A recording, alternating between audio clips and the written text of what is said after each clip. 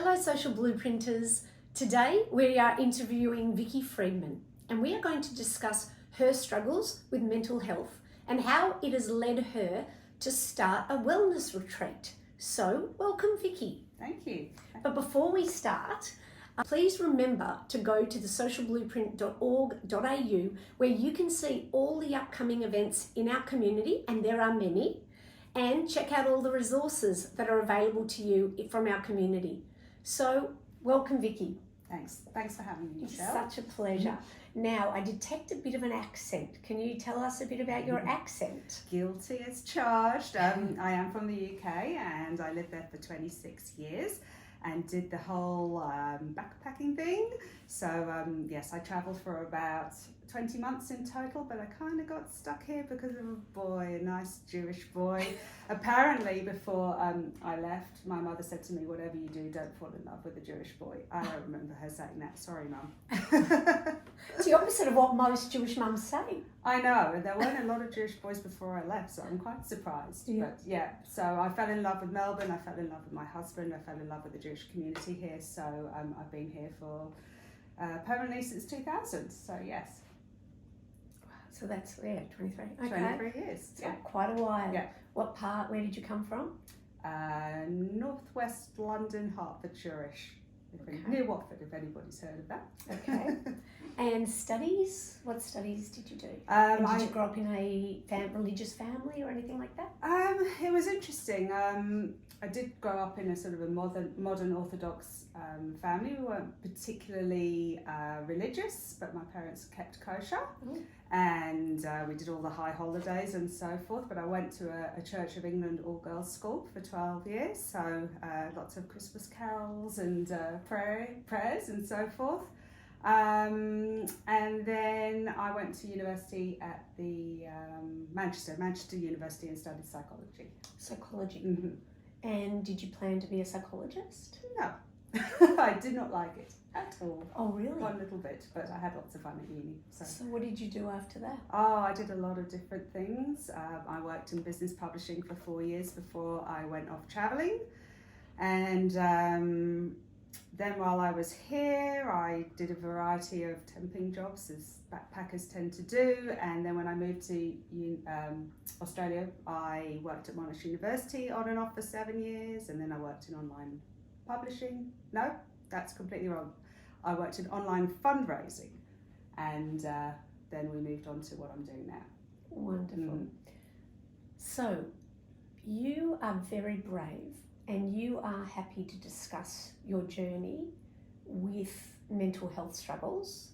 You're happy to share it now with everyone? Absolutely. Thank you. I call myself a bit of an oversharer, but I think it's really important, and if you feel comfortable, to talk about mental health, and I'm comfortable to share my journey because I think it's really important for people to be open and honest about what's going on and to reach out to their friends and check that they're okay. So yes, I in hindsight think I had suffered from some form of anxiety from when I was very young.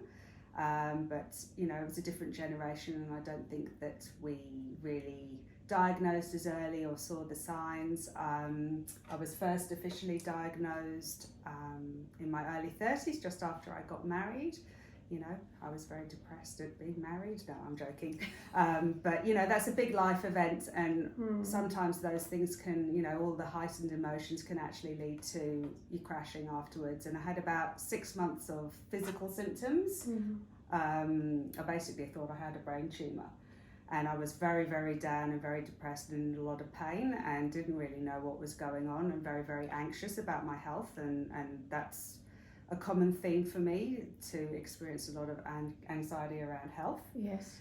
And anyway, I eventually did get diagnosed with depression and generalised anxiety disorder and started medication, which for me was life-saving. And the one thing I would say, I'm so grateful that I was on medication throughout my pregnancies, and while my children were young, like babies, because I do know that postnatal depression probably would have been in my life, and I feel very, very grateful and blessed that I was able to enjoy those beautiful first couple of years with my little ones without depression and anxiety, because I know that also is a very, very traumatic and upsetting thing to go through with young babies. I relate to that. Yeah, I'm sorry to hear that. But, okay, I'm sorry for you. Yeah.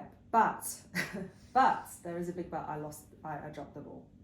I thought I was super mum. Like, seriously, I had 3 boys and I was running around like a headless chicken, like us mums tend to do. And I got a bit relaxed about self-care. Not relaxed, distracted, I don't know. Too busy, too many balls in the air. I was seeing my psychiatrist very, very rarely. My meds were very, very low. They'd probably stopped working because I'd been taking the same meds for a long time. And it started off physically again for me, which is interesting. The body often tells you things that your brain isn't prepared to acknowledge. And I got, what was it called? Hives all over my body, chronic hives. And I had that for about 18 months. And I was very miserable and very anxious and couldn't get away from it.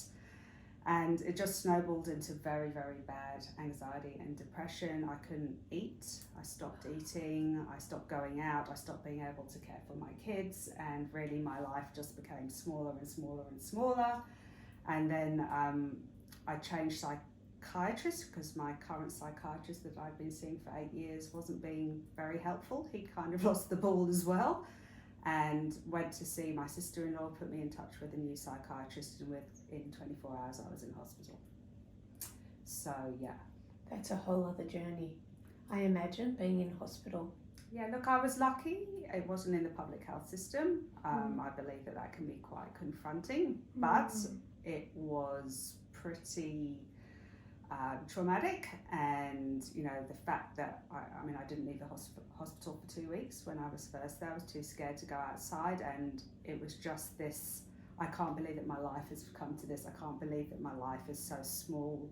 I would see my psychiatrist, who came like every day for about 40 days, which is incredible. It is. And I would see him and I would cry every single day. I would wake up and have maybe 2 minutes where I forgot where I was, and then I would remember where I was and I would cry. And it was hard. I missed my son's 4th birthday. I couldn't do it. I wanted to do it, but I couldn't fathom leaving and going and being around people.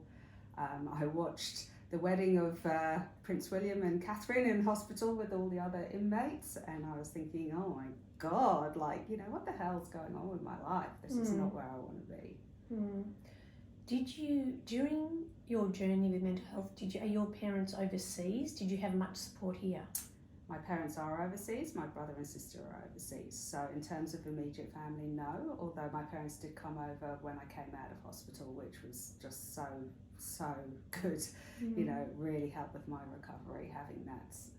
I have lovely family here. I have a mother-in-law who unfortunately is no longer with us, and a father-in-law and sister-in-laws and so forth. But in terms of immediate family, no, I was on my own. That for anyone watching, that is often a contributor to postnatal is lack of support. And also high achieving women are the ones most likely to experience it. Women who are used to control and are high achieving. Yes. So I can understand that journey, but I'm sorry you went through that. It sounds very difficult. So when you came out of the hospital, what did you had your family here. Did you eventually go back to work? What were your thoughts? How did you maintain your recovery? Yeah, it was slow and steady, reintegrating myself back into caring for my children and reestablishing my relationship with my husband and friends and all of those things that suffer as a result of mental health. I was very lucky. My sister-in-law, Tanya Burston, offered me a job at her online fundraising business, and that was the perfect reintroduction into the workspace. It was safe and, part-time, and then I gradually built it up and I got my confidence back, and I worked there for 6 or 7 years, and I became involved with my school parents association, which was really, really important as well. My kids were at Shalom Aleichem College, which we love. And I was on the parents committee for about 7 years. I ran the parents association for a couple of years and made some really good friends, and that gave me the confidence to be myself again and find my abilities again, I guess, when you've sunk so low, and make some really good friends. So yeah, Yes. that was lovely. And just you doing that makes me think you are a high achiever. And many women would not put their foot forward to do that. So well done to you. Thank you. It was good for me and good for my kids as well. Fantastic. When we get involved in the community, it really benefits everyone. Yeah, for sure. Now, you are currently running retreats. I am. How did that come about? How the hell did that come about? It came about because when I came out of hospital, I realised that I needed to do something regularly to maintain my mental health and to prevent relapse.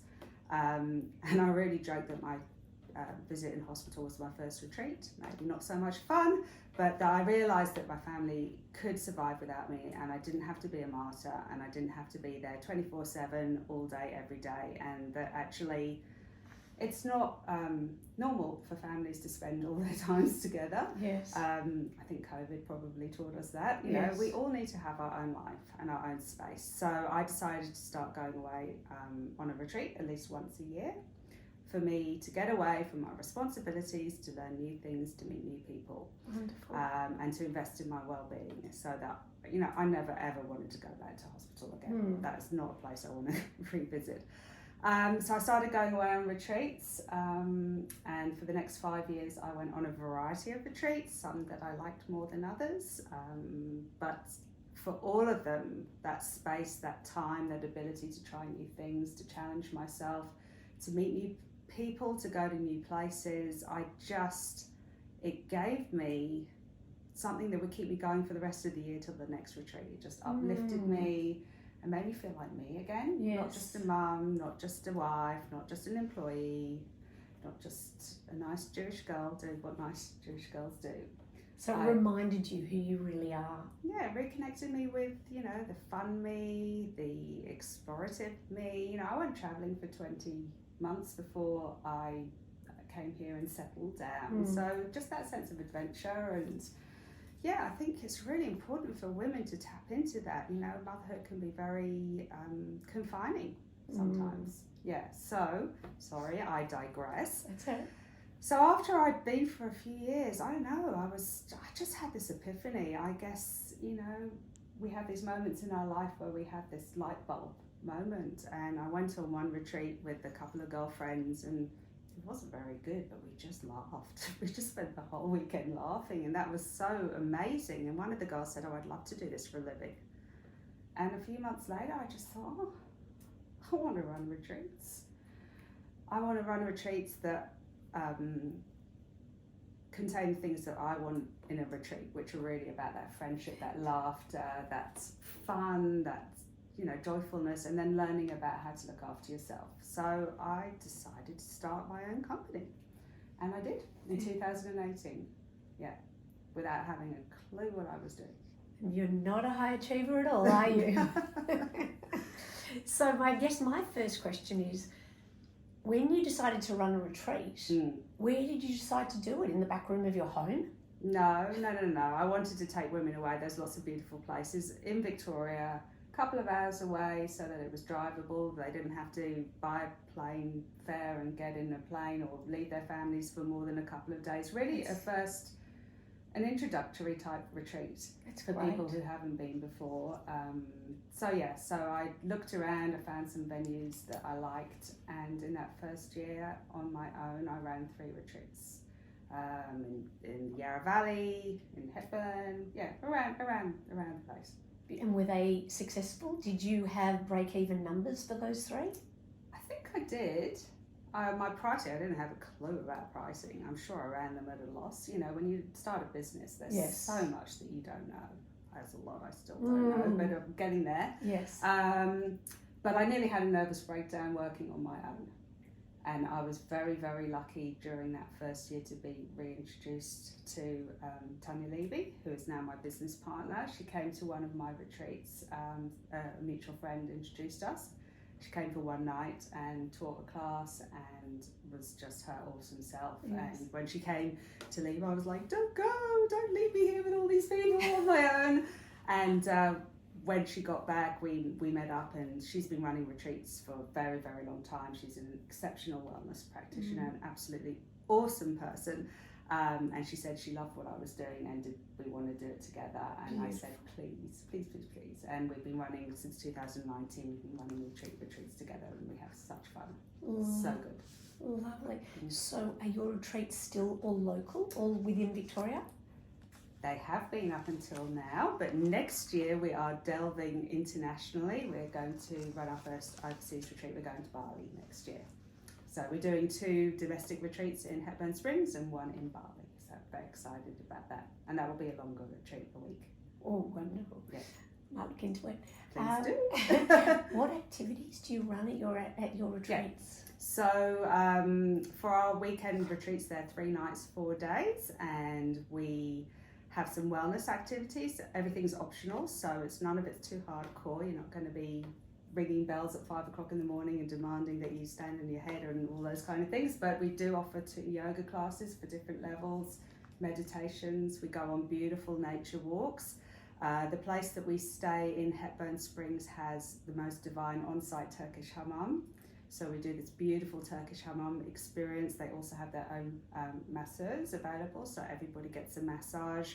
We have wine tasting. We have a private chef. Tanya does beautiful sessions such as drum journeys or goal setting or stress management talks. We also invite a couple of special guests for each of our retreats that are themed to our retreats. So for our next retreat in October, we have a drumming and singing circle and a mindfulness through mandalas workshop.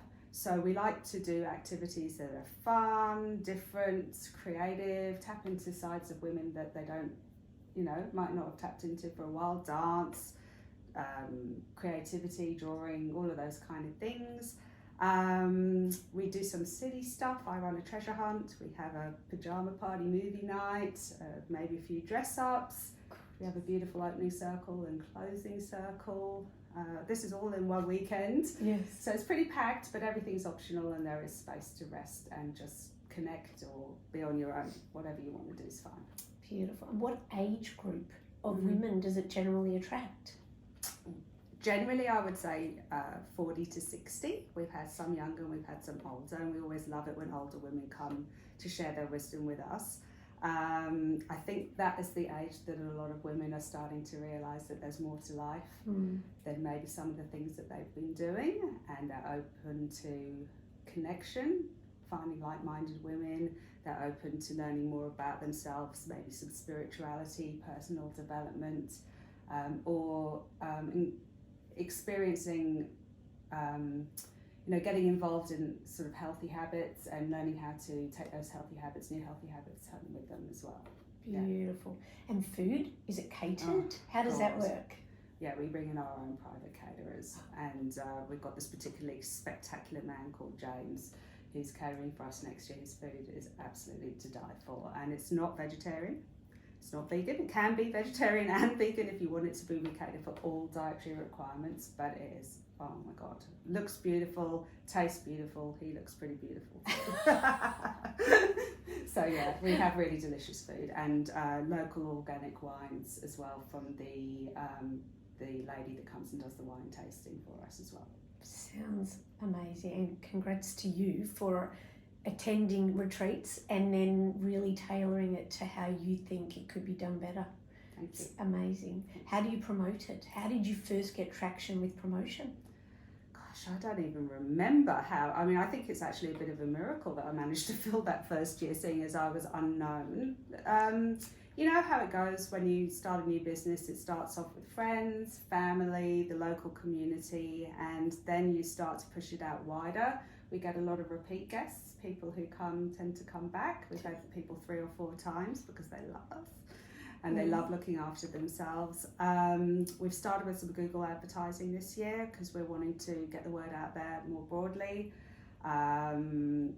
Facebook, a lot of social media. You've got to be consistent. People have to know, like, and trust you. Yes. Emails. These kind of opportunities of getting out there in the community and sharing what it is and how passionate you feel about women's health and well-being. Still working on it. Haven't quite hit the formula yet. COVID was difficult, that put a big full stop on a lot of things, so we're just rebuilding ourselves up, but I'm feeling good about retreats moving forward. I think it's what everybody really needs in their life. Yes. And affordable? Yes, depends what your definition of affordable is. If you want to go and spend $300 on a retreat, by all means go and do that, but you pay for what you get. Yes. And at the end of the day, I don't think you can put a price on well-being, and I always say that, once you've made the decision to do this and invest in yourself, the rest is just logistics and details. So if you want to go, we offer, very generous payment plans. You can save up, you can put it in a little bit of a savings account and chip away, but if you really want to do this, you can do this. I think bottom line is to appreciate that you deserve it. 100%. Nothing is more important than your health and well-being. I don't care what anybody says. Yes. So you're worth it, you deserve it. A lot of women feel guilty about spending time away from their families. They feel guilty about spending money on themselves. Yes. But believe me, you need this in your life. We're worth it. Yes. We deserve it. It's very important, giving yourself permission to take time out from the family. It actually makes for a happier family. And a husband who realises all the work you do because they have to do it while you're not there. Yeah, so I've just been away for 10 days. There's this ripple effect, it sounds a bit cliche, this whole thing about putting on your own mask in an airplane before you can put on the mask for somebody else. But it's true. As mothers, as nurturers, as caregivers, if we don't look after ourselves, if our cups are empty, we've got nothing to give anybody else. Yes. So you go away on a retreat, it's very intense, but you are over brimming with energy and love and motivation and focus. I've been so nice since I came home. I'm not saying it will last forever, but it might last you till your next retreat or to the next thing that you do for yourself, which it all ripples out into love for your family, your friends, your community, your work. So it's not just about you. Absolutely, it is not just.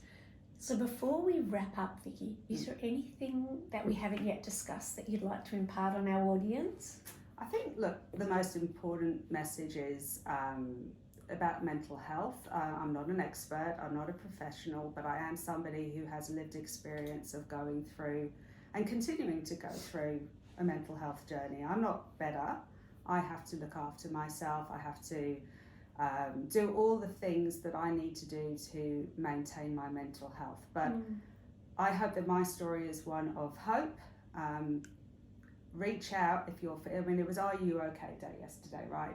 Check in with your friends, but also if you're suffering, reach out. People do care. There are people out there who can help you. There's always hope. There are medications, there are practitioners, there is Western, there is Eastern. Do whatever you have to do, but please just don't give up on yourself, because you're worth it and you deserve to be well and you deserve to be happy and you deserve to live the most fulfilled life that you can possibly live. So that's my message. Whatever way works, but know that there is hope and that you're worth it. It's a wonderful message to give and to remind people of. Absolutely. So Vikki, thank you so much for coming to the Social Blueprint. We really appreciate you being here and sharing your very, very personal story. Thank you everybody for watching. Please share this video.